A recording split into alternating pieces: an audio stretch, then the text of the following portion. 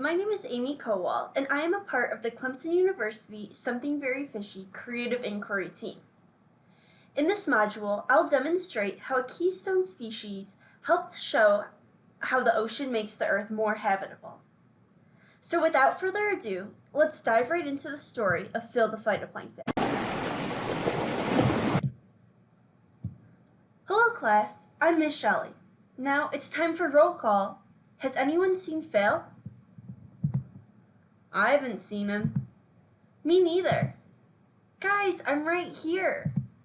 Where? Down here. Ugh, that was frustrating. This is what it's like being the smallest kid in school. I feel like nobody pays attention to me, and I get left out. My name is Phil the phytoplankton, but that's enough about me. Anyways, it's time for class now. Wow, it's sure getting hard to breathe down here. I know. My family might have to move because this part of the ocean is turning into something called the dead zone. That's right, Marlon. We are actually going to talk about dead zones today in class. Ocean dead zones are low oxygen areas in the world's oceans and lakes. Like people, sea creatures need oxygen to survive. Human activities are the main cause of dead zones. But for students at the sea and on land, think of one way you can positively contribute to the oceans. Later, your teacher may have you write on this topic. Today's assignment. The Earth is getting warmer, and the oceans are changing. Think of one way you can help protect the oceans.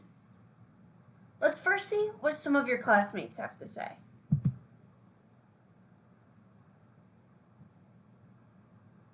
Hi y'all, I'm Lucy the lobster. Something that makes me special is that I can taste food with my legs, and some of my favorite foods are snails, crabs, and sea urchins. To learn more about the lobster, click the image below. In this link, students can scroll through and learn more facts about the spiny lobster, including its classification, description, the ecology of it, and even some images and sounds that it makes, where they can really explore.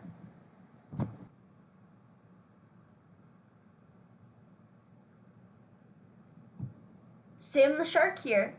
I am the king of the ocean. I help keep the balance in marine ecosystems. To learn more about sharks, click the image below.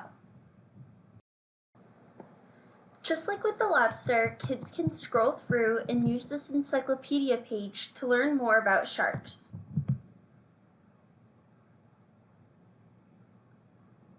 Hi guys, I'm Pearl the parrotfish. I'm special because I keep the coral clean by eating the algae. Again, to learn more about parrotfish, click the image below. This page will bring students to another encyclopedia page on parrotfish where they can see more pictures and learn more interesting facts about them. Geez, all of my classmates are so unique. I'm so small. There's no way I can be that special. Now, let me ask you one question. Where do you think the majority of the Earth's oxygen comes from? Click on the best choice.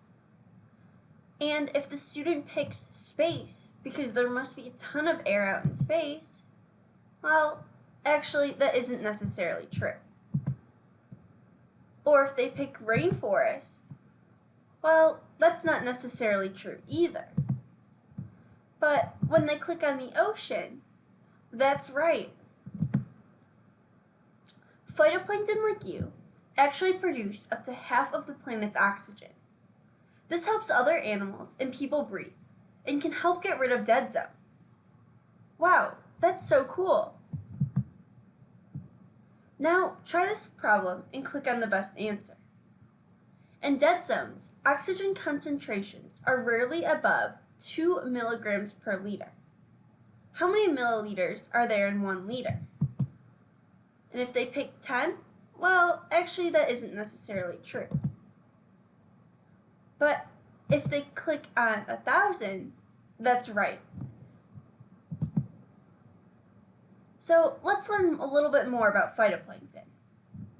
Click me to read about phytoplankton.